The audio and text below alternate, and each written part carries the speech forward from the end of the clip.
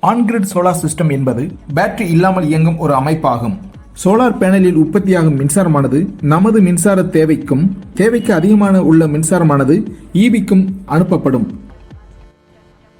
தமிழக அரசின் தற்போதைய சோலார் பாலிசி அடிப்படையில் பகல் நேர பயன்பாடு அதிகமுள்ள இடங்களுக்கு சோலார் அமைப்பதன் மூலம் மின் கட்டணத்தை நாம் பெருமளவு குறைக்க முடியும். உதாரணமாக பள்ளி, கல்லூரி, மருத்துவமனை, அலுவலகம், தொழிற்சாலைகள் போன்றவற்றிற்கு ஆன்-கிரிட் சோலார் சிஸ்டம் அமைப்பதன் மூலம் நாம் மின் கட்டணத்தை குறைக்க முடியும்.